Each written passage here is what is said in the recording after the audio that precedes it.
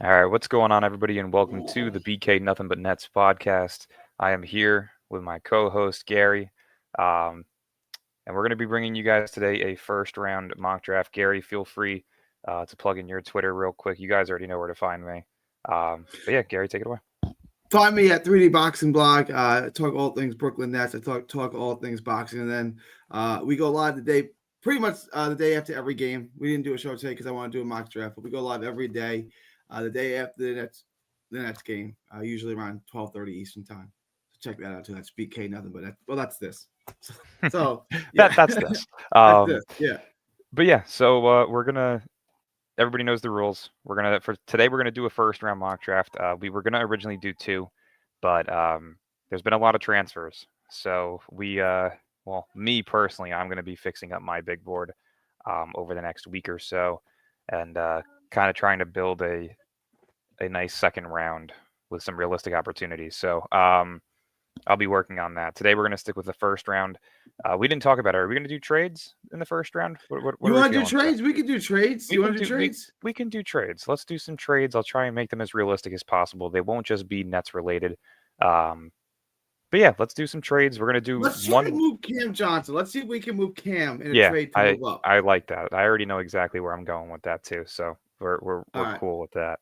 All right. So yeah, let's do that. Everybody knows the rules. We're going to do one draft lottery simulation to keep it as realistic as possible. So if you scroll down there to that section that we were at before, start the draft. Yeah. If you click create lotto simulation. Oh, does it need to go back? Can I just go back? Click restart draft. Where's the restart draft button? If you go up a little bit, yeah.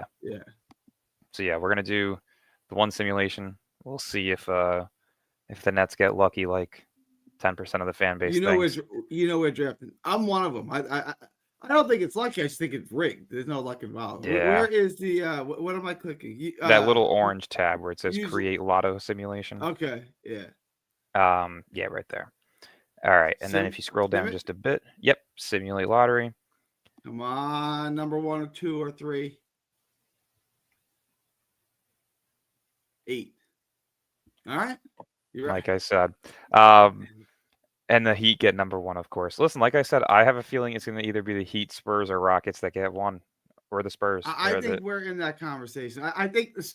The more and more I think about it, I think it's the Spurs. It just makes too much sense. I mean, people are going to throw tomatoes at their screen and cry fix, but what does Adam Silver care? He didn't care. You're going to watch. So shut up and just watch Cooper Flag. LeBron pretty much already admitted that it's rigged, so whatever. Our luck is, he was on the. Oh, yeah, you're right. He goes to he's like me going to Cleveland. Chicago. Zion goes to the team that's for sale. Yeah. Yeah, Patrick Ewing going to the Knicks. It's just, it's whatever. We're not going to get lucky because we never do. But yeah, so Nets picking at 8. We'll do this as realistic as possible. Maybe we'll even try and do a trade up with the Nets. We'll see. But yeah, let's start it. So if you do use in mock draft and then scroll down to start mock draft, we should be good to go. But yeah, let's see. Why is it not letting me? Click on no ceilings. No ceilings? And then you're going to have to go up a little bit to the top tab where it says NBA. Yeah, I don't know why it makes you click that since it's the only option. Okay. All right. But yeah, let's do it. All right, let's go. Let's get it. All right, so first overall pick. This isn't even needed as an explanation anymore. Right. Cooper Flag. We already... And then Harper. It doesn't even matter the team. It doesn't matter even if they need them. It's going to be 1 and 2. So Cooper Flag and Dylan Harper. At pick number 3 again, the Hornets land it. I'm sticking with my gut. I'm going VJ Edgecombe. It's just the best. They keep giving us. They want us to show VJ going 3, so they keep giving us the Hornets. I know. 3. I'm telling you, if the Hornets, Pelicans, Raptors, 76ers, like if any of those teams land 3, it's gonna be VJ most likely. But yeah, Edgecombe at 3. Let's do a quick explanation because for most of the year, for 90% of the year, it was given the top 3 in some particular order was given, right? But why? So why has VJ passed Ace? Not just for the Hornets, but on a lot of big boards. Why are we seeing VJ ahead of Ace all of a sudden these last couple of weeks? I think the athleticism and versatility he brings on both ends of the floor is something that is a level ahead of what Ace currently has. Ace has the upside, the height, the explosiveness, the shot creation, but in terms of the defensive ability and the potential to play an all-star caliber level of basketball on each side of the floor, I think VJ showcased that a bit better this last half of the season, especially in the March Madness tournament as well.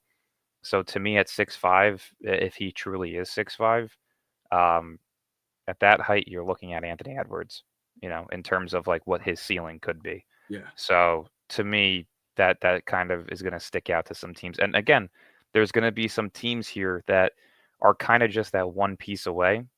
To me, that's Charlotte. If they land a two-way athletic fit next to LaMelo who can play the two guard, and they can't move off of Mark Williams. I mean, hey, if you're rolling into next season with a starting five of LaMelo, VJ, Brandon Miller, Miles Bridges, and Mark Williams, that's something to be excited about. There's definitely room for growth there. And even if they want to, package Bridges, Mark Williams, and like a Tajon Saloon for an all-star, they could. So to me, I think it's a very interesting and perfect fit for them to go with VJ, especially with kind of the issues that they're going to be looking at this offseason with what LaMelo Ball potentially wants to do. So I think you got to put the best fit around him. All right, so we're up to number 4 now. It's Philly. This is an interesting pick. Philly at 4. They could go any number of ways. Is it Ace? It's to me, it's got to be Ace. He's spoken very highly about Paul George and how he's tried to maneuver his game similar to his. I think the smart pick here would be Malawak. I just don't see them going in that direction. I do think they needed a replacement for Embiid at some point, but I think they're still going to try and make this work next year. So to me, I think Ace Bailey is by far the pick for them. So I wanted to ask 2 questions on that. Mm-hmm. Is Joel Embiid a part of this team next year? Is Paul George a part of this team next year? The Phillies team, there's still talent here. There's Maxey. They get McCain back next year. There's still talent on this team.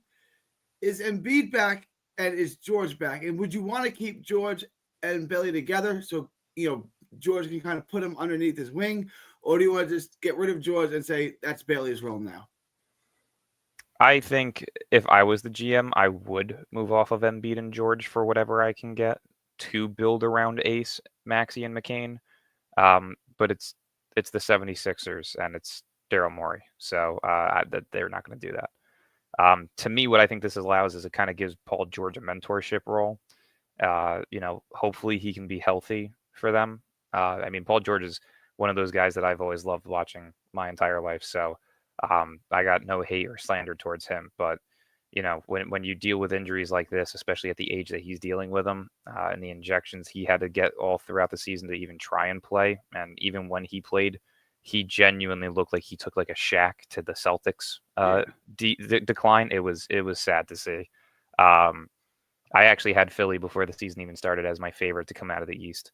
I truly thought the depth they added around that big three was going to be something that, if healthy, was going to be dominant, but it didn't work out. But to me, I think this allows Ace the best opportunity to kind of develop his game a bit because he's definitely not ready to be a full-time NBA starter yet. There's still a ton of rawness to his game that needs to be unlocked, and I think there's no better player to kind of get him to that point than the guy that he loved watching when he was young. So I think that's a good fit for Philly right there at 4. We move to 5. Who goes to Washington to rot and ruin their NBA career? Yeah, it's a tough pick. Again, I think they're slim on the center position, but I don't know if he can really go this high, and I don't think Washington's that smart. So for me, I'm actually going to go with Trey Johnson here. I think they're going to keep the kid in Maryland. I thought you were going to go with Queen. You going with Trey Johnson? No, I'm going to go Trey Johnson. I usually have him slipping, but to me, I think Washington's so bad you kind of just need to go best available. And I do think that Johnson has the upside to be a very good player in this league. This also kind of solidifies Jordan Poole as the point guard, which we'll see how that dynamic works between the two because they're both horrible defensively. But it's definitely something that they have picks this year, and they're definitely going to trade up at some point. Um, they have a late first round pick as well. They have multiple seconds. I can 100% see them moving up in the draft to try to get either a third first round pick or maybe even moving up from 24 to get higher in the first round. So I think Trey Johnson, you kind of have to go best available when you are the worst team in basketball. I don't disagree with that. I was just wondering who you were going to consider the best player available. Yeah. Utah. This is interesting because the top three names on the board, I could see him taking either of these top three names. I'm interested in who you think they're going to take. Utah Jazz at number 6. Yeah. Again, this is tough because the big board, no ceiling hasn't. They haven't updated their big board at all. They still have Liam McNeely at 9. Like I don't even have him in the lottery. It's a tough pick because I personally value Jeremiah Fears way more than I do Yakachonis, but I still know that a lot of NBA executives are kind of high on him. If this was me at 6 and I'm the Jazz, I'm going I Jeremiah forgot Fears. Pierce was even sitting there. Yeah, they have him at Yeah, 14. So why would he be yeah, at 14? yeah. I know they haven't updated it in over 2 months. To me, if I was the Jazz again, I value Fears more than I do Yakachonis. If I'm Utah and I don't like Fears, then I go Malawak. But I think that if they are there at 6 and he's there at 6, I think they just go with him, and that's Kasparas Yakachonis. He's 6'6". He can play the 1. He can play the 2. I want to say he was averaging like 16, 5, and 5 this year in college. So it's he fits the description. You know how they like him, and we're gonna stick with that. So, Yakachonis at 6 for me. This is an interesting one because they need a big, but it's like, what do they do with Zion? If Mm-hmm. Zion is traded, that changes everything. Pelicans at 7. What do the Pelicans do? This is the perfect fit. It's Kaman Malawak. They need a center, and they That's need what it I was badly. going with too. Um, Yeah. To me, the only 4 players in this draft that they should even be looking at, no matter what position they're in, is VJ, Trey Johnson, Malawak, and Derek Queen. You need a 2 or you need a 5, and you need the 5 the most. So to me, go grab the highest upside center in this year's draft, the best rim protector in this year's draft, and hope that you can just get Zion back for another season, because I think that they can actually be a threat if Malawak turns out to be the player that we think he's going to be. 8, I think, works out perfectly for us. I think I know who you're going to pick. I think it's the same person we just discussed, but number 8, the Brooklyn Nets. Yeah, to me, this is clear and obvious as day. It's Jeremiah Fears. Yeah, I had to. I absolutely love Derek Queen. I think, I do think that he would be a very good fit in Brooklyn, but I don't know. I think there's another player very similar to him shortly down the list that we can get at 17. So hopefully this is correct as well. I'm not sure if they have 17 or not in this one. If not, we'll just do a swap real quick to make it a bit more realistic. But yeah, to me, it's clear as day. You go Jeremiah Fears. The upside with him, he's one of the 3 youngest players in the draft. I think that's just the point guard position and the center position should be what's focused on this year for Brooklyn. So, especially with knowing how wing heavy next year's draft is. So next we have, I think I know who they're going to take here, but we'll see. You got Fox, you have Castle, you have Devin Vassell, then you have Wembanyama at the 4-5. I think I know what I would do here if I were them. I think I know what they do, but let's see what you say. This is an extremely tough pick because this is where I could see a trade happening. There's talks about Kevin Durant and San Antonio, and if they want to get it done, they really could. And that's actually the route that we're going to take. Okay. So I'm going to have the Phoenix Suns trading Kevin Durant to the San Antonio Spurs. Oh, how do I do this? How do I scroll up just a bit. Trade pick. Yep. You're going to do trade pick, click on the team.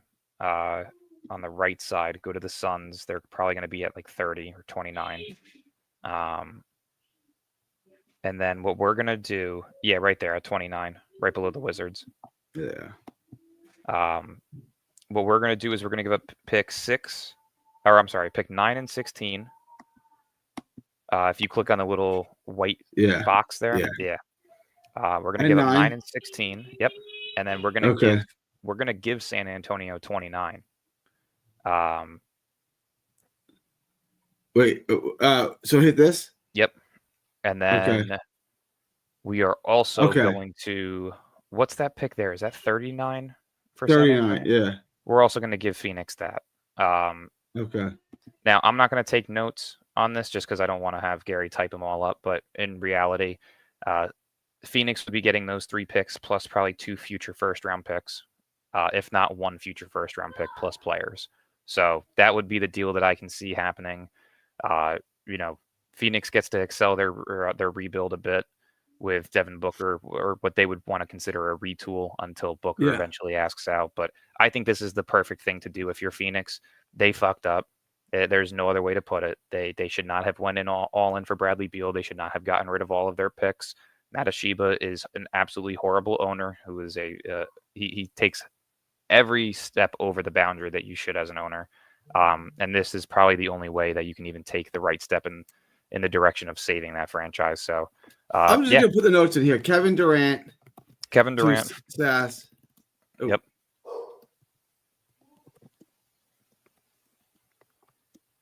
And multiple additional first-round picks. Mm-hmm. For just say players and pick 29. For players and pick 29. All right. Yeah, realistically, I would assume it's Devin Vassell, Malachi Branham, and Jeremy Sochan probably. I would assume it's probably along those lines. Maybe Keldon Johnson, Sochan, and Vassell. But either way, they'd be getting a really good haul back. This is a hell of a trade right here. You ready for me to put this through? Let's do it. This is official? All right. Let's do it. So to me, this is where the pick is obvious. Go and get a big man. They have not had one ever. So yeah, Derek Queen for me is the pick there at 9 for Phoenix. Oh, you're muted. That's Queen to Phoenix at 9. Yes. At 9, yeah. Okay. Nope. So they get a big man. They're also going to be picking in less than 7 picks. I think it's just a great fit for them there. At pick number 10 is Portland. I've seen his name getting thrown around there a few times. I personally like Asa Newell better there, but I don't think he falls out of the top 10. So give them Concanepple. Okay. I think they need a guy that can space the floor really well. They're going to move on from Anthony Simons most likely this season. Who knows what they do with DeAndre Ayton? Let's see what they do there. But I think Concanepple is a great pick for Portland. I actually, after watching him more in March during the ACC conference play, I think he's got incredible upside. All right, who is next? Next is the Chicago Bulls. This is an interesting pick at 11. Yeah, I'm going to take him here. That's Asa Newell. I think they kind of just need to go again, young with high upside. Likely to move Patrick Williams. Who knows what they do with Vucevic, but to me, Newell is a really good fit there. They already have guards. I mean, Giddey's going to be a free agent. They were looking to move on from Kobe White, but I do think that they still need to build out the rest of the roster around some of these younger guys that they have. So to me, Asa Newell is a really good fit there. We move on to Dallas, and I don't know. I guess they're going to bring Kyrie back. I mean, he's not going to have he's on a player option. So I guess after the injury, he's going to opt in because who else would pay him more than that for 1 year? So I guess Kyrie is going to be here. This is a team that I think is an absolute mess following that Luka trade. I don't even know what they're looking. What do you think they're looking to do? I don't even know who I would take. It really depends on what happens with Kyrie and like what they feel the direction is. If they feel that he's a threat to leave, I can see them going Jace Richardson here. But I'm going to assume that he comes back, and I'm going to give them somebody with some upside. So if you scroll down to the players, let's see who's on the board. If you scroll down a bit, because I'm not taking McNeely, I'm not taking Boyles here at 12. I'm going to probably go Noah Osengwu. I know he's rising up draft boards left and right. He's had multiple 20-plus point performances in his last couple of games to end his season. So to me, I think that's a good fit for them. They need a wing that can kind of do a little bit of everything. They're already stacked in terms of And depth. So I think for people like me who's not overly familiar with him, it doesn't play in America. Yeah. What can you tell us about his game and his skill set? Like what's his game like? What kind of player is he? I really haven't watched film. I haven't really watched film on guys overseas. I'm going to be completely honest. It's tough to get to the time to watch their games. Yeah. Once the season ends and we kind of have a little bit more time, I'm going to start watching the highlights and kind of breaking them down to see how I feel they play. But I can't really give like a full blown assessment of his play style and what he does. The last game that I saw of his, I think he had 22 points, 8 rebounds. He shot the three well. So he kind of does a little bit of everything, but the upside that I've heard on his end is pretty high. So I think at 12, that's a very good pick for Dallas. All right. Up next is Atlanta. This is an interesting team because it's Trae Young here, and if Trae Young's not here, that obviously changes a lot of things. This team, I think, has some upside. They have some good young players. Jalen Johnson, guys like that. Risha Shade, last year's number 1 overall pick. It's an interesting roster. I have no idea what they would do. I don't even know if Trae Young is going to be here. So Atlanta, what is Atlanta? What is this? 12? What pick is this? 12, 13. This is where I'm gonna go Jace Richardson. He's flying up draft boards. There's a ton of talk that he could go top 10. I still don't think there's a lot of teams in the top 10 that fit him, and I also don't see him being taking over Fears or Yakachonis. So to me, as the 4th best available point guard, I think around that 11 through 14 range is really good for him. And if you want a replacement point guard for Trae Young, if you inevitably trade him somewhere, I think that this is the best fit. Reminds me a ton of like a mixture of CJ McCollum and Tyrese Maxey. He's kind of got that shooting ability that both of them have. The athleticism maybe not as much as a Maxey, but the smoothness to his game, the finishing at the rim, the step back, everything is very similar to like a Maxey McCollum like player. So, I think that that's a good replacement if they're moving off of Trae Young this offseason. All right, we move to Houston with the 14th pick. That's from Phoenix. That's where that pick's coming from. Yeah. Dang. This is a tough one. Yeah. Listen, if you would have just traded Mikal there, you could have been having both of these picks. But hey, Sean Marks is a so-called genius to some of these people, right? This is a tough pick for Houston. I think they really need a guard. But if you're looking at how Ime Udoka plays, Colin Murray-Boyles isn't also a bad option here. But for me, I think he performed really well in March Madness. I think he kind of brought his stock back up as the best playmaker in this draft class. And I'm going to have them go Igor Demon at 6'6", 6'7". He may even be 6'8". They got him at 6'9", but yeah. Yeah, I mean, he's a monster. The offensive ability needs help a lot, but he was able to, showcase a very good amount of what he can do offensively from beyond the arc, from as a finisher above the rim. I think he had a really good showing. This was a guy who flew all the way up to the top 5 projected picks within the first 3 weeks of the college basketball season, dropped all the way down to the early 20s. To me, I think he still is a borderline lottery, if not the last pick in the lottery. So Igor Demon at 14 to Houston, I think is a really good fit for them. They got Reed Shepherd last year, who was a lights out shooter, but I think they still need that guy that can make really well off the bench. And to me, I think that's Demon. I was looking at Cam Jones there. Is that too high for Cam Jones? They have him at 27 on their big board. Okay. Yeah, I actually have him going second round now. Really? Okay. That game in the first round for him in the tournament was horrible. To me, I always had him in like the mid to late 20s. But that was an absolute stinker that he had, and they got upset. So to me, I got him in like the early second round to either Minnesota or Boston with one of those first picks in the second round. But what is this? Orlando here? We're gonna do another trade. Okay. We're going to do Atlanta, and this is going to be the Trae Young trade. So we're going to have multiple first-round picks plus pick number 15. If they don't have a second round pick, we'll give one of the seconds as well. But I don't see Orlando giving up 2 first-round picks in this year's draft. So we'll do pick 15. We'll just say Where like 2 is or 3 Orlando? future firsts. Stop me when you see Orlando. On You're looking for Atlanta. Atlanta's looking right there for above Atlanta. Washington. There you Yeah. go. Yeah. So All we're right. gonna do pick 15, and they already got it for we're gonna stick with future picks. So we're gonna give them pick 15, and then we're just gonna say 3 future first round picks plus players for Trae Young. 3 future ones plus players for Trae. All right. Is that it? Yep. Okay.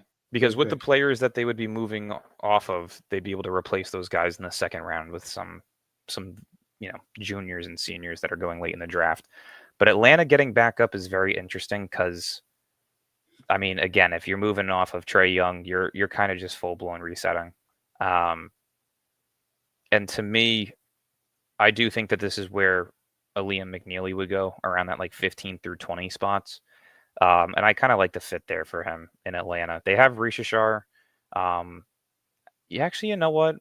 I'm actually going to switch it. No, go Ben Seraph. I think they go with another taller guard because they don't really have like a primary 2 guard. And if you can pick up, he's just above. I think he's at 19. Did I miss him? There he is. I think that they're going to need playmaking. And to me, Seraph is at 6'6". He can play the 2 guard, but he can also play the 1. Jace Richardson, same thing. He's an undersized 6'3" guard, but he can also play the 2. Like I said, he's kind of like that McCollum Maxey mix.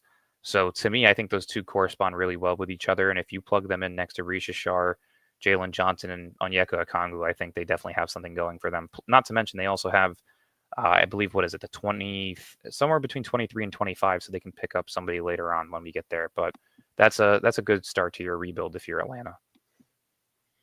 All right. So we are up to, who are we up to now? 16. Phoenix again. Again. Yeah, and I think this is There's a couple perfect. guys I want to ask you about. I'm not sure how long they're going to hang around. So one is Liam McNeely, who we still have there. The other is Rasheer Fleming. That's a guy I thought would go higher. I know he's a junior. That's going to scare some people away. How far do you think these 2 guys can drop? McNeely, I have him ranked between 15 through 20. Fleming, I have between 18 and 23. Okay, so this is where you expect. Okay. Yeah, that's probably the ranges that I would put them at. And this is the tough part about this Phoenix pick here at 16 is, you have so many positions of need, but you're also still trying to just traded away Kevin Durant. So Durant So you're kind of trying to retool the roster around Devin Booker, right? You have Beal still. You're probably not going to be able to move him. So you have to think it's going to be Booker at the 1, Beal at the 2 next season, right? You've already got Queen. Yep, you got Queen at the center position. You could go 3 or 4 here. And, I mean, it's a tough pick. I'm actually going to let you take this one potentially. But I kind of have it down to, do they want to go with a floor spacer? Or do they want to go with one of the best defenders in this year's draft class? So either Liam McNeely or Colin Murray-Boyles. I think those are the 2 main picks that I could see here. I could also see Nick Clifford going here, especially if they are trying to. I was going to say Nick Clifford. You want to do that? Because that's where I was headed. Do you want to do that? Yeah, let's do Nick Clifford. That's a player. I don't hate that at all. Yeah, I think that's a great pick for them. Who do we got at 17? Is this Utah again? Yes, Utah. Who did we have them taking the first? Yakachonas? Yes, yeah. Yeah, I think this is a beautiful spot for him. If you scroll up a little bit, again, they could go McNeely or they could go Colin Murray-Boyles. And to me, with the leg fracture that Taylor Hendricks dealt with, I think that's a major injury and something that could impact him moving forward. So I'm going to go Colin Murray-Boyles. I had him as a potential lottery pick. So for him to fall, I think that this is a great fit for them defensively. I thought we were going to go old white boy draft. No, they gotta switch it up so this way they don't get investigated. But yeah, no, I think that that's a great fit for them, and that kind of leads me here to Minnesota. If they can land Liam McNeely at 18, that's a fucking home run. Their biggest need is floor spacing, and at 6'8", 6'7", he can space the damn floor. He dealt with injuries this year. The efficiencies looked horrible, but he is still one of the best 3-point shooters in this year's class. Kind of reminds me of like a slightly better Corey Kispert. So Okay. to me, that's a guy that you can plug in immediately off the bench and give you some really stellar minutes. So Liam McNeely at 18 is a I'll make great a pick for projection on Minnesota. him. Anthony Morrow, but 2 inches taller. That's what I'll say. But we'll see how he turns out. We will see. But yeah, no, I definitely think that's a good pick for them in there at 18. And I think that's a good range for him as well. Like I said, he dealt with the injuries. The efficiencies were horrible. He looked very mediocre in March Madness. I think 18 is a good range for him. All right, so we are up to the Brooklyn Nets. We took Fears at 8. We're here at, what is this, 20? Is that where at 19, 20? Where are we at? Yeah. 19. Yeah, I mean, it kind of sucks because the trade that I was going to do for Cam Johnson was going to be at 16 with San Antonio. But like I said, I'm going to try and keep it as realistic as possible. And if that opportunity doesn't present itself, then I could see him being traded, for future picks, right? So, maybe they wait till after the draft and move him for, a future 2026 first. I want to address something. There's two guys, one guy in particular. We were on dead on with Fears. Let's see if we're thinking the same thing here. But I'm thinking Sorber. My concern 100%. here is that they just signed Claxton last year, and he's locked up for 4 years. And Marks is an asshole, and he doesn't like to admit when he's wrong. So my fear is they're going to say we're not drafting a big man in the first round because we have our big man Claxton, who's still young and on a $100 million deal. So we're not drafting a center in the first round.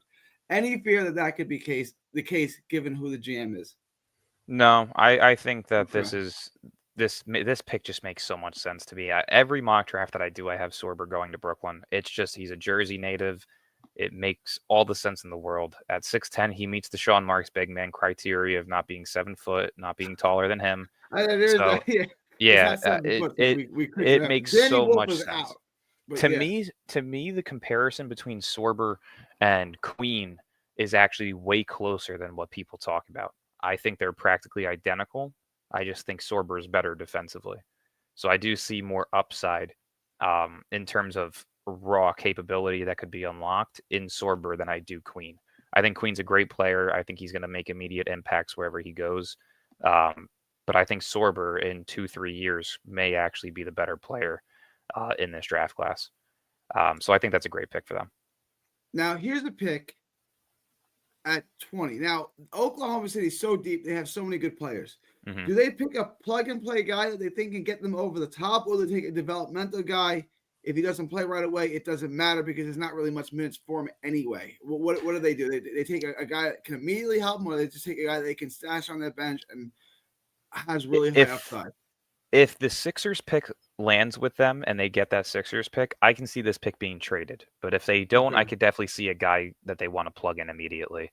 And that to me, I want to give them Rasheer Fleming so badly, but to me, they're going to start running into cap issues here very shortly with the SGA extension, the Jalen Williams extension, the Chet extension.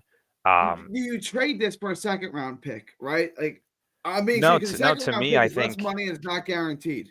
Yeah, no, to me, I think you go grab the replacement big man for Hartenstein when you eventually move on from him.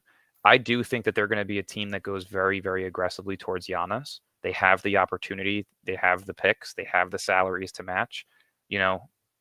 This offseason or next year, if they decide to move on from Hartenstein, Jalen Williams, Case and Wallace and picks for Giannis, I mean, if I'm OKC, I'm doing that. If I have the opportunity to put 2 top 5 players in the league next to each other, plus Chet Holmgren, give me that every single day of the week. So take Danny Wolf here. I think it's a really good fit.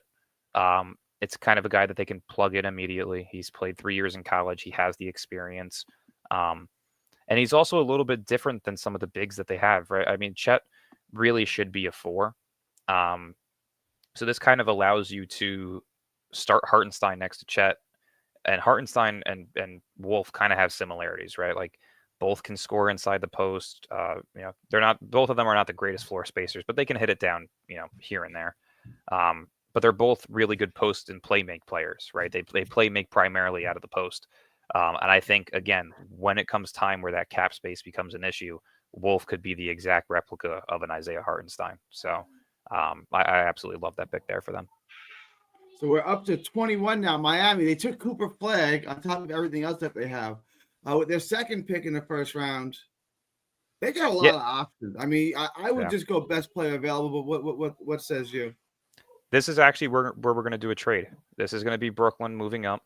I think that Miami, this is their last pick in the draft. I do still think they need a little bit more. So we're going to give them pick 26 and 35 for 21. Okay. Straight up. Trade pick. I mean, when you're looking at it, right, you may think, oh, but they're moving 6 spots back. Why would they want to, not get a future pick? When you're getting pick 35, that's a top 5 pick in the second round. Yeah. That's still valuable. So to me, make sure you give 21 to Brooklyn, because that can always Did I not do that? No, I do it all the time.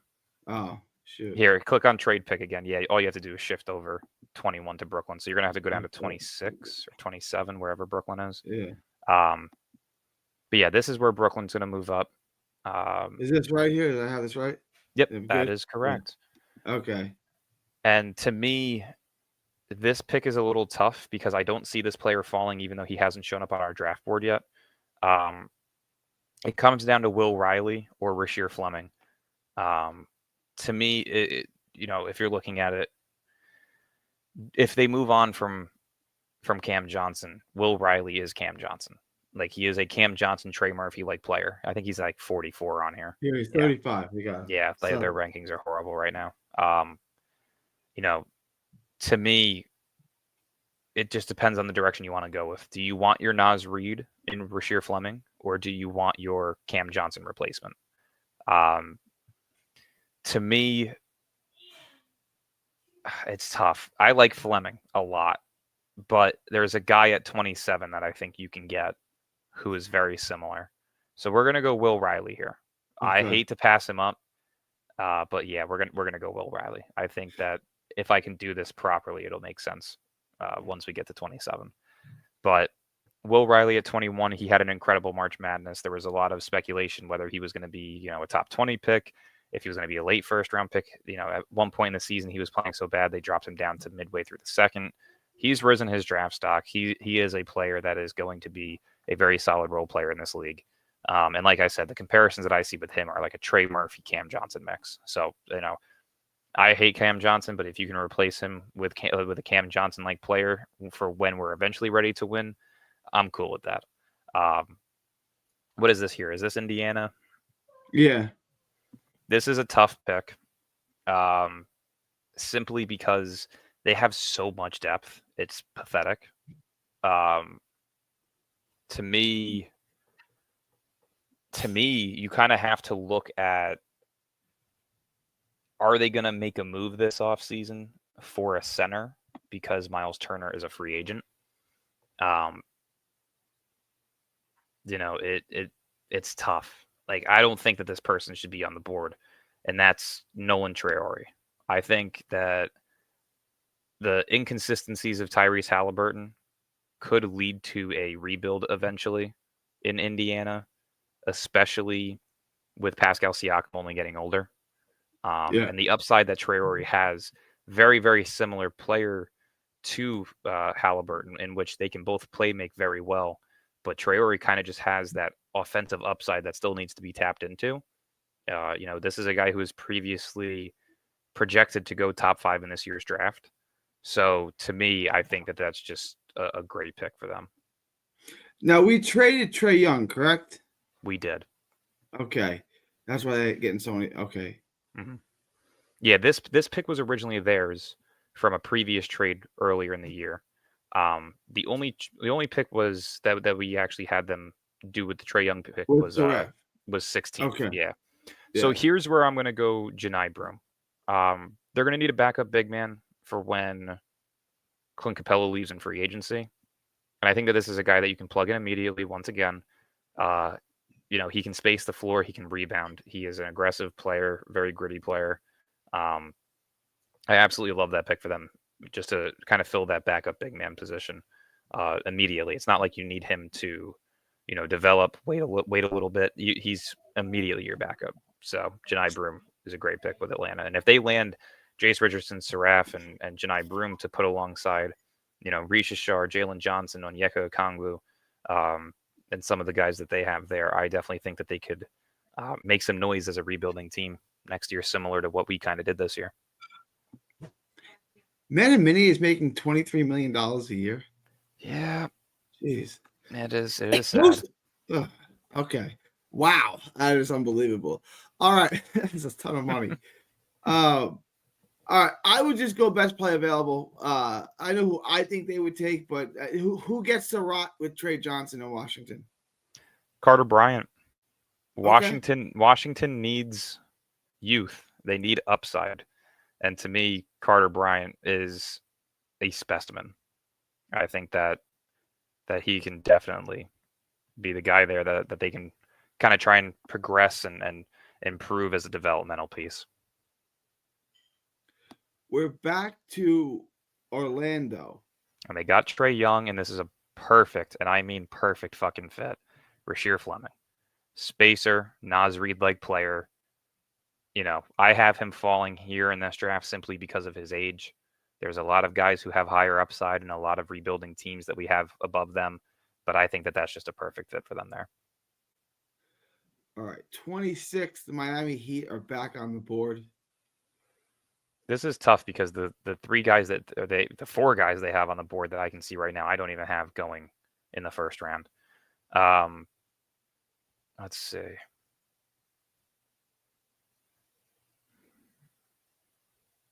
You know what? I'm gonna go with Boogie Flan.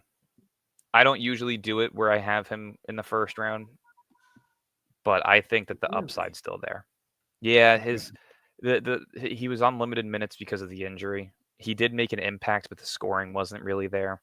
So usually I have him falling, but his age, his upside, I do think he can be in a first round pick. So I love that fit. Boogie Flan and Cooper Flag to Miami that's a hell of a draft. It is. That's a great. Now the Nets are back up with their fourth pick in the first round. They've got Fears, Sorber, Will Riley. So, they got a guard, a wing, and a big, I guess you could say. So they've kind of touched all bases here. Yeah, and this is where I see them going with that veteran presence, and he's right there at 32. Yaxel Lendeborg shooting up draft boards. A guy who is ranked. I was gonna go with Toppin. You want to go with I'm gonna go Lendeborg. Yeah, I right. think I'm hearing there's a chance Toppin could stay in college and transfer for NIL money, but I think Lendeborg is quite literally the definition of a Jordi Fernandez player. Like, he does everything. 18 points, 11 rebounds, 4 assists per game. He's efficient. He can space the floor. He's a bruiser down low. This is a guy that you can plug in immediately. And, when Noah Clowney rolls his ankle. I was going to say, does this mean the end of Day'Ron Sharpe then? Is this the end? If you draft Sorber and Lendeborg, yeah, I could see Sharpe being used as like a sign and trade type of guy for draft capital for sure. Which I hate to say because I want to see Claxton gone because I think Sharpe has shown upside as a floor spacer, but it's Sean Marks, dude. He's an idiot. So I was gonna, can we get rid of Claxton? Can it mean the end of Claxton? Will anyone? I think they're gonna just hold on to him simply because he's the key piece in a superstar trade when the time comes. That's the problem. I just feel like the more you play him, the more you lose his value, right? Because I know. Months ago, BC, who's always in our chat, is a huge Laker fan, and he wanted Claxton, and now he's like, I don't really want him anymore, right? It's like the more you play, the more you show all of his warts. Like, that's the best thing with Claxton, is just not to play him. Yeah. To show highlights for the 2022 season, right? Like, I know. It's a tough pick there, but you can't just have all freshmen and sophomores. So I definitely think Brooklyn would take the route of going with a guy that you can plug in right away and kind of be a leader in the locker room for these young guys coming in. 28 with Boston. This is where I go Maxime Reynaud. I think they're going to need a big man. There's already talks that, Porzingis and Drew Holiday are guys that could be potential trade candidates because of their financial situation. You said, Reynaud? Yeah. Yep. Okay. Yeah. I think that this is a nice, Boston Yeah, this is Celtic looking guy. Yeah, he fits the description. But yeah, I got right now there to Boston, and I believe what is this? This is San we're up Antonio to now. San Antonio, back at San Antonio at 29. So thinking about it in the sense that who did they trade? Um, we'll just say figuratively, it was Devin Vassell, Keldon Johnson, and Jeremy Sochan. Like that's who I think the package could potentially look like. Um, to me, there's a French connection on the board. If you scroll up a little bit, I want to see who else is on the board as well. Yeah, those are all second rounders to me. Ado Fiara I usually love, but with the injury that he had and the lack of minutes that he got in that Sweet 16 game, I can definitely see him being one of the top picks in the second round. But yeah, they got KD. He's going to be playing there 4 next to Wemby. I'm going to go with a guy who's known for his defense, somebody that can be plugged in right away, and again has that French connection with Wemby. Go Noah Penda here to San Antonio. It's a San Antonio Spurs type pick. That makes sense. Yep. So he'd be your 3, well, yeah, because the other guys, Vassell and Keldon, would both be gone in a hypothetical. I mean, realistically, the starting 5 there would probably be De'Aaron Fox, Stephon Castle, Harrison Barnes, KD, Wemby, with guys off the bench. Yeah, because you would still start Barnes at that point. Yeah, because San Antonio also has multiple second round picks this year, so they'll be able to fill out the roster pretty nicely. And again, when you have De'Aaron Fox, Wemby, and KD, guys will sign with you. They'll get what they need. So we got the Clippers on the board. Can they just draft a 35-year-old, or they have to draft somebody young? Because can they just draft an old guy to go out and fill this roster from 2019? No, this is where I go JT Toppin. Okay. That's the last pick in the draft for me. Usually this is where I kind of have like that boogie Flan range. To me, it's either JT Toppin or Isaiah Evans there, or I still think it's too early for a Ryan Kalkbrenner. But here, if you want, let me pop this comment off the screen so this way we can full draft. Oh, yeah. There we go. Oh, nice. But yeah, I mean, listen, I think that this is a very realistic possibility, just in the sense of kind of where the range of the players are. Like realistically, every pick that you see outside of the top 4, you can put the player that's selected at that position either 2 rankings earlier or 3 rankings later. That's kind of how I rank. I kind of have a 5 rank range for most of these guys, right? Like a Sengun could go as high as 10, as low as 15. Jace Richardson can go as high as 9, but as low as 14. Chireri could go, maybe 20 through 25. That's kind of how I rank some of these guys outside of the top 5. But I definitely think that each and every single one of these picks makes a ton of sense for the team selecting. The trades that were made could definitely be trades that are made. Now, do these all happen on draft night? Maybe not. Maybe these guys stick and pick for the team that they're going to be trading with, and these are the picks. Who knows? But this overall group of the 30 players I've selected, I do think that these guys are all first round talents. So that's kind of where I'm at with it. I wanted to ask you this: our picks, we ended up with 4 picks. Your thoughts on them? I mean, look, I don't hate it, but it wasn't what we had envisioned months ago before the season started on a franchise-changing night. I think you got nice pieces, but I don't think you've changed your franchise in any way. You still suck. Yeah. Now you just suck with some, decent young players who will probably stick around in the league for a while. But what are your thoughts on this draft? And, if I would have told you this in, October, that this is our draft, what would be your response? I would have been extremely angry, but coming to the sense that if and I this is a big if, because I have no trust in this front office whatsoever, because I think they are the biggest group of what's in the world of sports. But if they can stay the course one more year, this group here has the upside to be very good in 2 years, but next year should be a bottom 5 team, especially if you can move off of Cam Johnson. To me, that's the key off-season move. You need to get rid of this bum. You got to get him off the books. Get his contract off the books. Get an extra first-round pick. Just get him the fuck off the team. There's no reason why he should be here whatsoever. Well, the reason he's here is because Sean Marks likes him, and that's evident. If Sean Marks likes you, you have a lifetime pass here. Like, I mean, Mhm. and that's why, like, I don't think he's getting traded. I hate saying it, I but I know. don't think I don't. I think he's going to be on. He's going to play out this contract, and he may get another contract with the Nets. Like, I really feel No, that way. I could not deal with another season of this guy. He's a fucking. I don't I hate him. understand why he was here when the season started, and I don't understand why when 11 teams checked in. Now I'm not saying all 11 of those are good deals, but pick the best one and Yeah. get him out of here. And he's still here. When there's confirmation that multiple teams offered a singular first round pick, and you've declined it, you're an idiot. He's doing He should exactly be what he on the did with San Antonio DFS. Spurs. He's doing the Mhm. exact same thing he did with Royce. He's doing the exact same thing he did with Joe Harris, Patty Mills, all of these players. Now, Patty Mills, you were never going to get a first for, but you shouldn't have had to attach second round picks to move off of him. Every single role player that gets paid by this dude, he never wins in a deal. And honestly, as a guy who hates Sean Marks as much as I do, I would absolutely love to see it backfire in his face to where you only get second round picks for Cam Johnson, just to say that I told you so. Genuinely. That screws up our team. Like, I understand what you're saying, and we're Yeah. still getting No, I him hear you. off the books, which is a win. Like, you're getting him off the books. Yeah. That's a W. I get that. But like, if we only got second round picks for him, I'm liable to do something crazy at that point. Like, really. Listen, I hear you, but like I said, I want to see any single possibility if they miss out on the top 3 this year, and if there's some magical world that he's still on the team next year, I would love to see any way possible for him to get fired. Whether that be Cam Johnson sucking next season and lowering his value to where they have to move off of him for whatever they can get. I don't care. Just I want to see anything possible to get Marks fired next year. So He's not getting fired. Like, the I only know. person who's going to be here longer than Cam Johnson is Sean Marks. Like, it's like, I just think Marks is here for as long as he wants to be here. He couldn't have possibly screwed it up any more than he already did.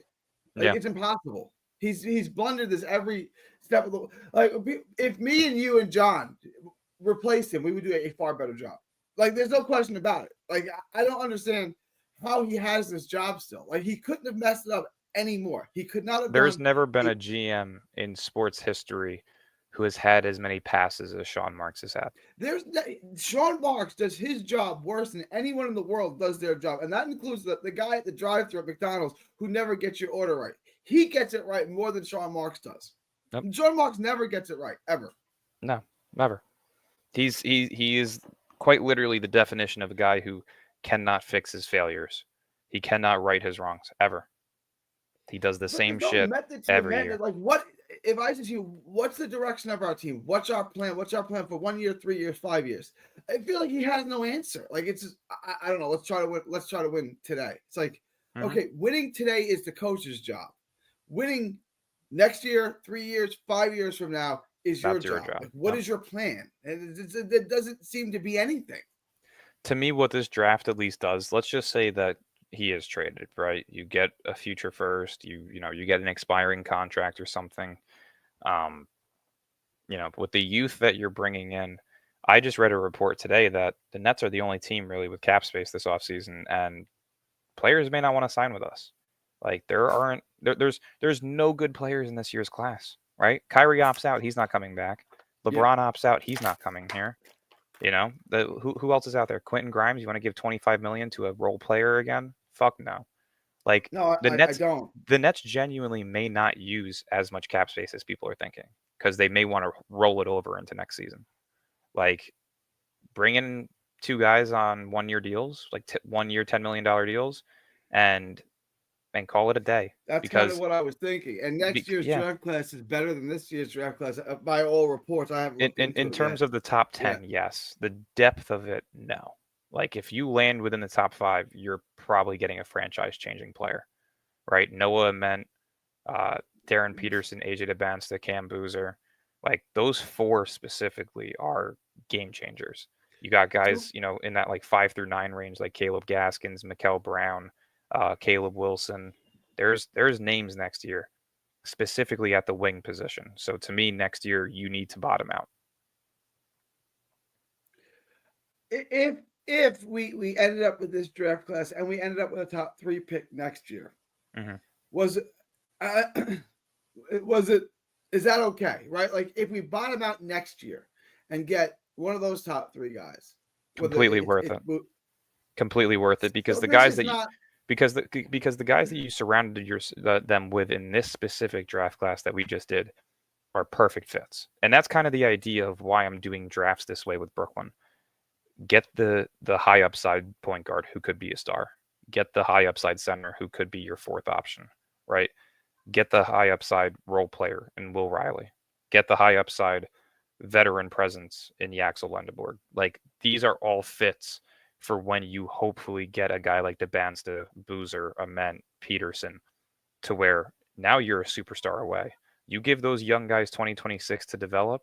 If they overachieve that season, make a superstar trade at the deadline. If not, go into that draft, trade some picks, trade some of those younger players that may not be developing as well, package up at Claxton in that, and go out of your way to get a superstar because then they're ready. So that's kind of how I'm seeing it. By all means necessary, this rebuild will not go past 2027. The Nets have over 4 or 5 first-round picks in 2027. But the main thing is that they don't own their own pick. The Rockets have the right to swap it. They're not going to be a team outside of the play-in 2027. That's a guarantee. So I guess I can live with one more year of being horrible. I just, what I can't live with is this, where you're like, where there's no direction, where we get within one game of the play-in, and then we lose 7 in a row. It's like none of this makes any sense. I just said from the beginning, just pick a direction and go there. It seems like they didn't pick a direction until there were 10 games, literally 10 games left in the season. And they said, well, I guess we're going to tank now. And they still haven't decided it because if they were truly deciding what direction they wanted to go in, you see a team that has 3 superstars who are purposely losing games because their pick has a protection on it, and they're competing with you for that 5th spot. People want to say that these 1 spot differences don't make a huge difference, but they do. They now have a 1.5% more to land within the top 3 than the first overall pick than we do. They now have a 5 to 7% higher chance of landing in the top 4 than we do. Their lowest pick could be 8.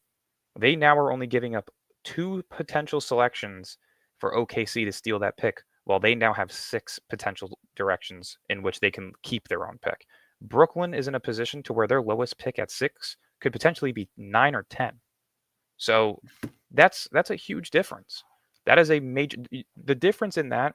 Let's just say you land 5 and you land 8, right? Like you land the 5th overall odds, draft lottery comes, you land 8. You're talking Jeremiah Fears or Derek Queen at 8. You land 9 or 10, you're talking what? Asa Noel, Con Kneppel, potentially Casper Sakachonis, depending on how far he falls. That's not a game changer. Morrow with 2 extra inches. Yeah. There's no difference. For people saying there's no difference, like you truly are an idiot. And I mean that with no respect whatsoever. Like if you want to be better at having conversations about the game of basketball, truly sit and study some of these prospects. Outside of the top 8, there's a huge dip in some of the players there. Those guys aren't game changers. The argument would be like, let's say the draft went chalk. It went according to how we think it would, right? And Trey Johnson's off the board. Fears is off the board. And to me, Trey Johnson would be a failure of a pick for us. This is why I love Trey Johnson, but I don't really want to draft him because he's a one-dimensional player. Right? I just he's 2 inches taller of Cam Thomas. That's all he is. And I'm like Cam Thomas is very good at what he does, and he has upside, and I still want to see him on the team next season. But I don't want to see another one of him. I do not feel the need to have a 2-inch taller version of him. If we draft Cam Johnson, and I hope Breezy's not listening. If we draft Trey Johnson, why keep Cam Thomas? I'm being serious. Like, why pay him $30 million or $20 million? Because you have the restricted free agency on him, right? Like realistically, can you trade him for 2 1s? What could you trade him for? That's the problem. Nobody knows what his value is because every GM has something else to say about him. There's nobody that's just saying there's a definitive answer on his value. Like realistically, you need to bring Cam Thomas back next season because Cam Thomas's contract And I Nick was like, can Claxton's Trey contract. Johnson play the 1? Can Trey Johnson play the 3? You're like, no and no. He's No. a 2. Yeah. Cam Thomas is a 2. It's like neither of them play any defense. Neither of them have any versatility. They're both 2s. Yep. Trey Johnson is at least the size of a standard 2. So I have a Cam Thomas jersey. I'm not trying to get rid of Cam Thomas. To me, I the just reason, don't see how this makes sense. Yeah, no, I think the only thing that makes sense is the simple fact that you need to keep Cam Thomas because you're going to get him on a very solid deal. And that deal mixed with Nick Claxton's deal and those picks that you have in the near future is what is going to land you a superstar. Yeah. So instead of drafting best available if Trey Johnson's on the board, draft a player that's going to be the best available for the superstar that you go after in 2 years. Right? And that to me is Cam's going to sign a 2-year deal with a 3rd-year option, right? That's what we're looking at. I'm thinking 3-year deal, player option, probably about $25.5 million a year. That's what I say. I'm thinking you might be able to get him less than that. Just I would say 22, and then a 3rd-year option at like 25 or 27, something like that. If it's $22 million and it's front loaded to where he's making $25 million the first year, yeah, I can see that. But it's, to me, you need to bring back Thomas to have that package that is intriguing enough to where you have young players on good deals and you also get draft capital. That to me is what gets it done, right? So draft the point guard, that's Fears. Draft the center, that's Sorber. Draft the solid role player as a replacement for Cam Johnson, that's Will Riley. Draft the vet that you can plug in right away off the bench, that's Lendeborg. And what do you do with that? Now you're evaluating those 4. You're evaluating Clowney. If you are able to bring back Sharp, you're still evaluating him, right? You got Dariq Whitehead. You've got all these other young players on the team like Zaire that you could potentially bring back that you're still going to evaluate. And out of those 10 young players, you're probably going to have to pick 2 or 3 of them to add into that package with Cam Thomas and Nick Claxton if you're shooting for a guy like a Giannis, Because say you land this draft class here that we just did and say that you land DeBansta, right? Your starting 5 is now looking like Fears, Thomas, DeBansta, probably Noah Clowney at that time, and Claxton, right? Yeah. You can then move off of Claxton and Thomas. Now what are you looking at, right? You're probably going to add Clowney into that deal, and that's 3 positions as starters that you're going to need to replace. So you're now moving Claxton in the future is so interesting to me because on one side I could make the argument his contract goes down every year and the cap goes up every year. So his bad contract. I was going to say there's going to be an extra 10 to 15 million in cap space next season from what I saw. The other side of that argument is the more games he plays, the more he destroys his value. I can make the argument the more he actually gets on the floor, the more you see his actual rewards. And that's why I said with those 2 contracts plus 2 young guys who are on rookie scale deals like Noah Clowney, that pack. If you add Noah Clowney to literally Noah Clowney, Dariq Whitehead, Claxton, Thomas, and 4 first-round picks, that should get you whatever you want. It's 4 young upside players on either rookie scale deals or very good value deals for their age and their ability, plus future picks. That's why we needed a star in this draft, right? Because if you're getting me a star, well, I still think Fears has that ability. I can see Fears as a guy who can be a star. I do. I think it's borderline star, but I think he in 3 years could be very impactful. Like I said, I have him on that like Ja Morant trajectory in terms of he was barely spoken about in college up until he blew up. And now there's talks of top 10. So to me, it's very similar. Like if this was last year's draft class, he goes top 3. So, I think the star ability is there with him. Sorber, a guy that I could see being like a Miles Turner caliber of impact, not meaning it as a floor spacer, but just what he brings to that team, right? He's their 4th option, right? I could see Sorber being a guy that could do that as well. So I want us to both address this comment. We don't have a single soul on the Nets that can help Brooklyn win a championship, but hey, let's rely on the draft for the next 4 to 8 years. I'll let you go first and I'll respond. Yeah, again, this whole idea that this is going to take 4 years to complete is stupidity. And I've said it over and over again. You got your picks back for a reason. It is this year and it is next year. That's it. You got 2 drafts to get this shit right before you move in on a superstar. It's that simple. I don't understand how many times I have to repeat this. We have been talking about this now for 10 months. Get over it.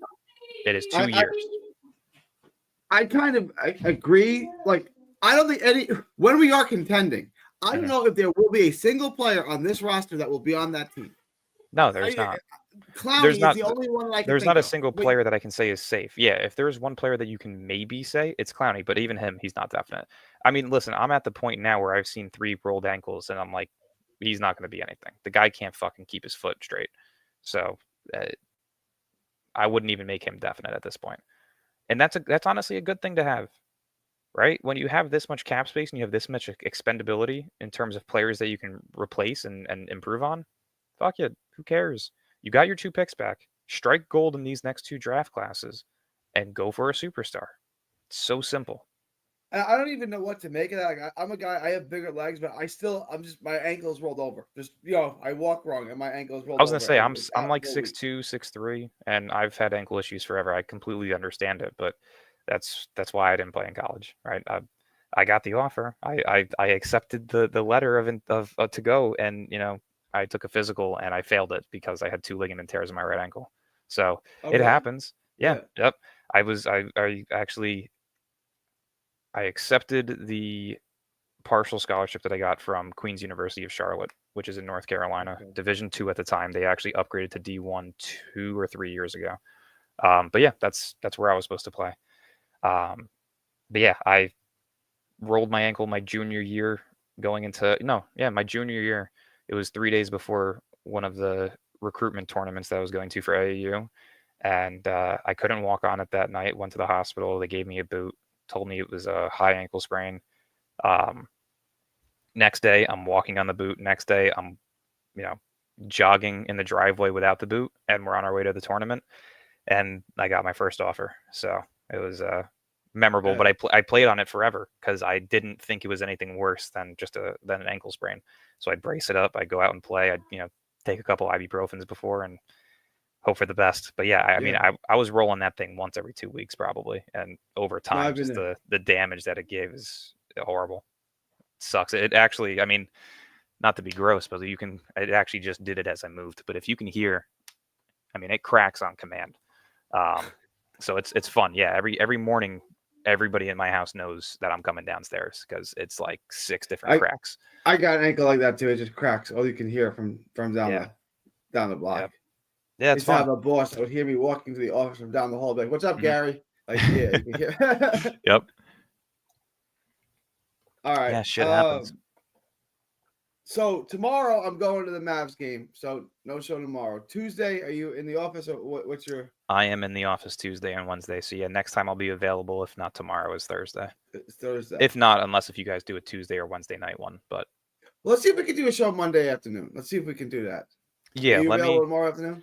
I wasn't able to check my schedule yet. I'll check it here shortly, and I'll let you know. All right, let us know. In the group text.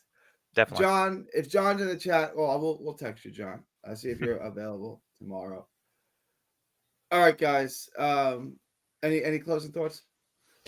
No? I mean, listen, we're what, a month and a half away from this fucking lottery. I'm hoping for something here. It's been grueling. It has been depressing. This is. I had more dignity as a child watching that 12 and 70 season than I did this. I truly mean it. Like, this is. I hated that season though. I hated that season. At least we knew that we sucked, and they sucked. Like, they didn't try to fuck around and do stupid shit, right? Like, this season they fucked around. That you didn't move off of players you needed to move off of. You didn't sit players you needed to sit for certain losses. I posted it the other day. There was 4 specific wins that we won within 5 points. That could be the difference from us being the 6th lottery odds and the 3rd lottery odds. The Claxton game winner is just so. The 2 games against Philly is what killed us. The D'Angelo Russell 3. I jumped out of my seat, and it was like eating like 6 slices of pizza. It's like, oh, that was great in the moment, but as soon as it's over, it's like I shouldn't have done that. Yeah. That was the D'Angelo Russell 3. Watching this team win a close game is like post-nut clarity, right? You feel great after it's done, and then it's like it hits you. You're like, ugh, I don't want to be here. Like, it is quite literally the exact fucking same.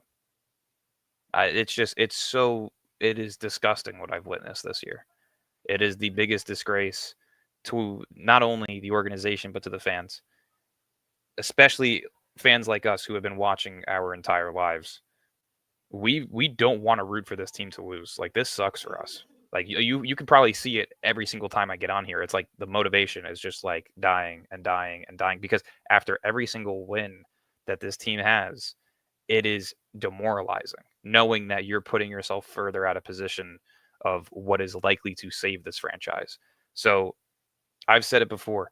I would love to be wrong on this. Like, I mean it. Like, if I'm wrong, you're not going to see any hatred towards you for calling me out on it, because I got what I wanted.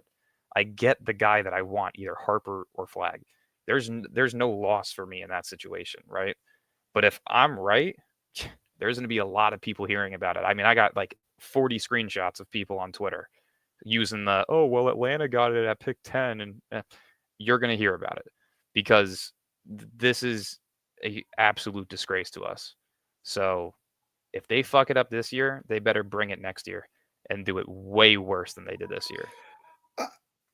My only thing is, if you don't get one or two, and statistically you're not going to get one or two, no matter how bad you are, you're just getting a guy, and maybe that guy is good, maybe he's a role player, but he's not changing your franchise. If we had a horrible team, KD and Kyrie would have never came here. I know Kyrie wanted to go back home. KD was not interested in talking to Washington, right? So if we were like Washington bad, Kyrie would be like, nah, it's going home's not that important. It was the fact that we were building something that Kyrie said, now is the perfect time for me to go home. Then KD came with him. I mean, listen, I had that personal connection with Kyrie, though. Like, I've said it before. He followed me at some point. I have an Instagram live video where I'm literally speaking to him for 4.5 minutes. We would DM monthly. I knew why he came here. All of his family members said the same exact things. He wanted to play for the Nets. He wanted to play for the team that he grew up loving. It is as simple as that. KD wanted to play with him. There's no like debunking needed. There's no false claims needed. Horrible. If they would have 15, they like would have 17. With the cap space that they had, and the draft capital that they had moving forward, they would have come. Okay. Because realistically, let's think about it. That team that year was quite similar to what we have currently, right? That team was slightly better, but it's very similar. Both teams sucked. They shouldn't have been where they are, right? We should be bottom 3. That team shouldn't have made the 8th seed. So it's the same exact situation to me. Both teams overachieved, and that's the excuse that some fans want to use as the reason why we got what we got.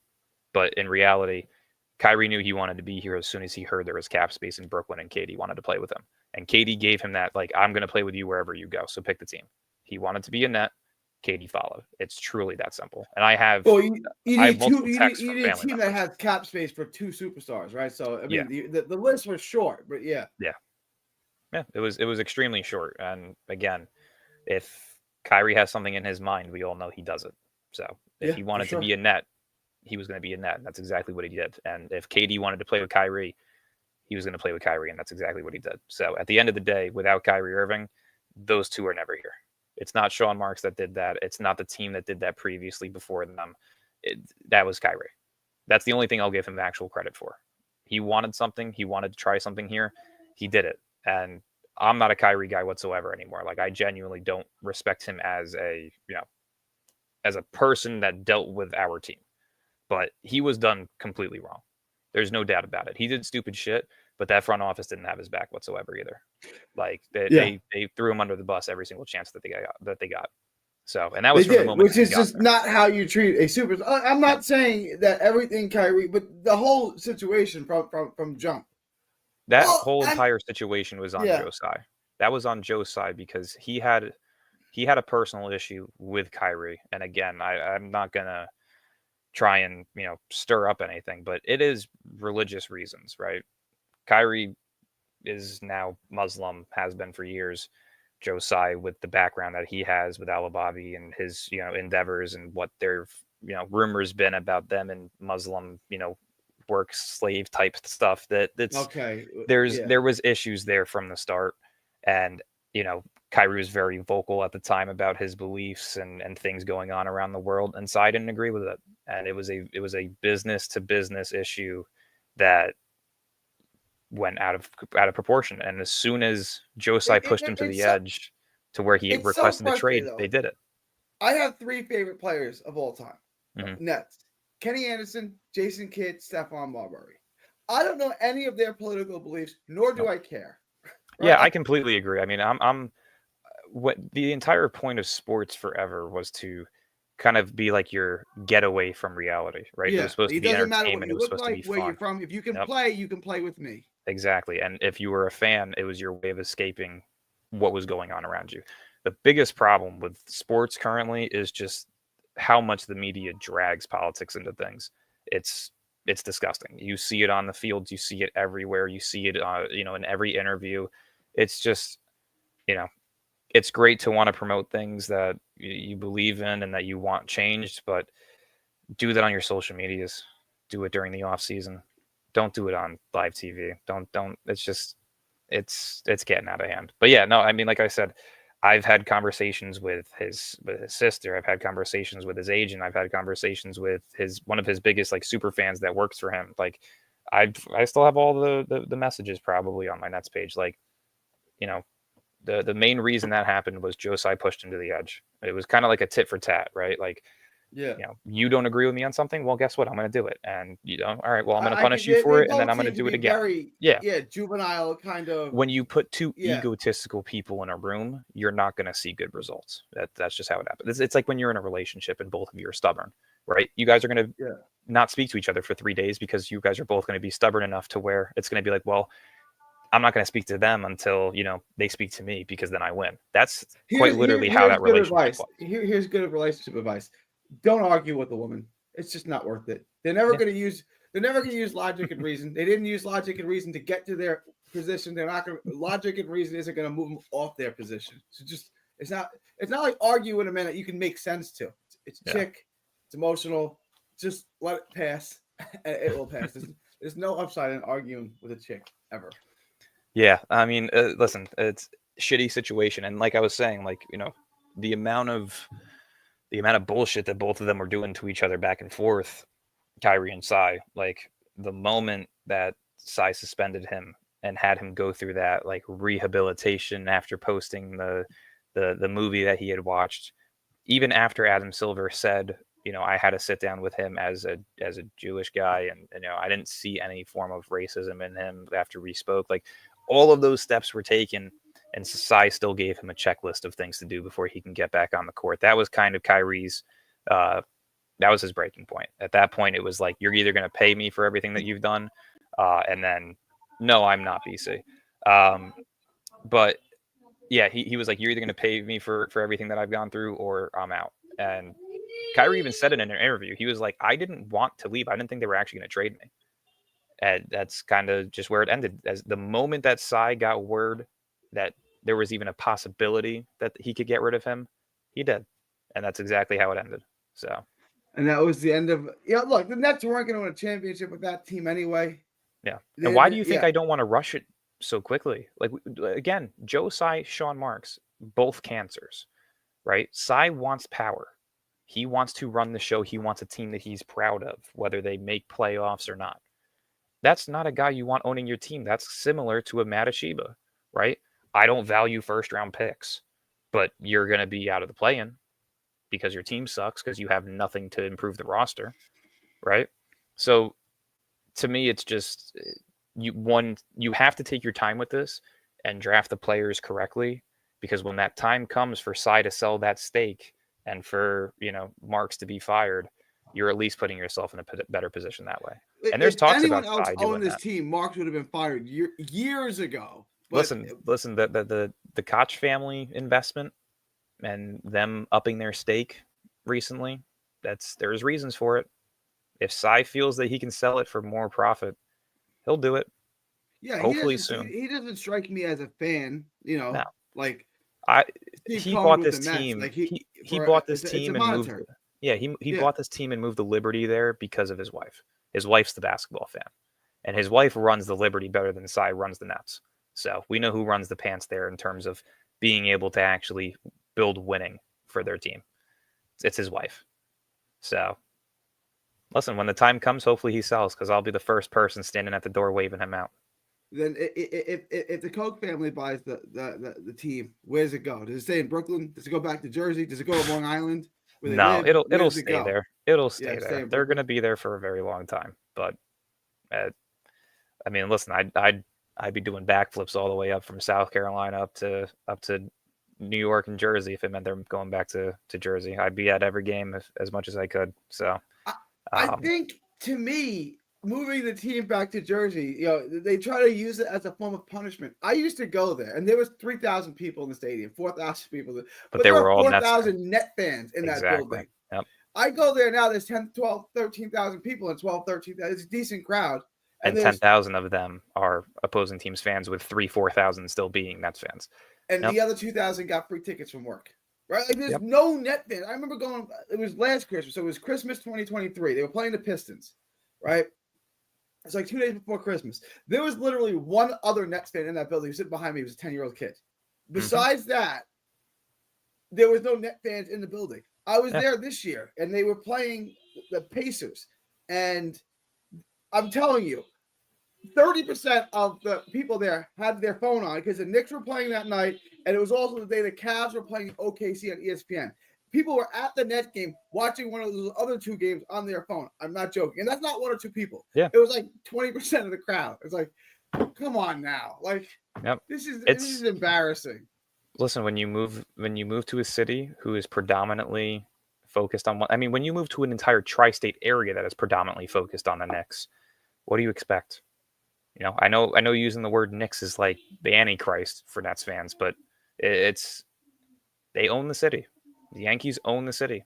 Yeah, there's a Mets fan base, but the Yankees own the city. That is how it works. The Knicks own the city. The Lakers, they own their city. That's why they booted the Clippers out of their arena. Like, that's how it's always going to be. You can't move. That's why there shouldn't be multi-state teams. Like, if you called them the New Jersey Nets or you called them the Long Island Nets, you put them in Long Island, you put them in Jersey, they would have an organic fan base. Yeah. Right? We just put them in New York City. It's like, well, you lose. And they thought they were going to be able to crack the Knicks market. They weren't. No. At all. Not even a little bit. They just in terms of off the street. Yeah, in terms of the revenue base, like, it was, it's great for business, but you're not building anything there outside of profit. And I get it, that's business.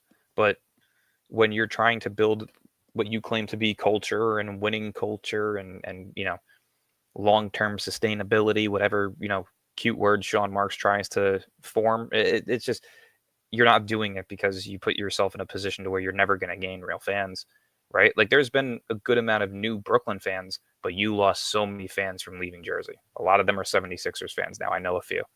Like, a lot of people stopped being fans of the Nets because they moved to Brooklyn. I know a lot of people who Jersey-based people. It was a slap in the face. Yeah. It was a slap in the face. They moved the team 15 miles away. You guys talking like they moved it to Sacramento. They moved 15 miles away. They stayed in the same market. Yeah. Why was this so insulting? I get it. They're not your team. It's the name. It's the name. Like, when you're from somewhere, you have something to be proud of, right? And being from Jersey, all you have is the Nets and the Devils, right? You have nothing else. I've always said this about the Islanders. If the Long Islanders, the New York Islanders, changed their name from the New York Islanders to the Long Island Islanders, they would have a fan base in Long Island. I promise you. It's a pride and ego thing. Like, when you have that place, right? Like Jason Tatum, for example, he's from St. Louis. There's no St. Louis team, but he was a St. Louis Rams fan growing up, and then guess what? They moved to Los Angeles. LA. So it's like, it sucks. You don't want to see your team leave where you're from, and when you don't give them enough time to really build that fan base, it's not even that they didn't have enough time. They didn't have ownership and a front office that actually focused on building something there. After the Kid era, they didn't try because all of their focus shifted to relocating. So they didn't put any money into the stadium. They didn't put any money into scouting and drafting the right picks and forming the right teams. They did nothing. They had one of the cheapest cap spaces in basketball because they refused to spend money, and they didn't do anything. So when you don't have people who are trying, you're not going to start gaining more fans, So it sucks. All right, I gotta wrap this. It's March 30th. It's almost April already. See, it's flying by. It's March 30th, 2025. From Texas to the world. Thank you, and God bless. Later.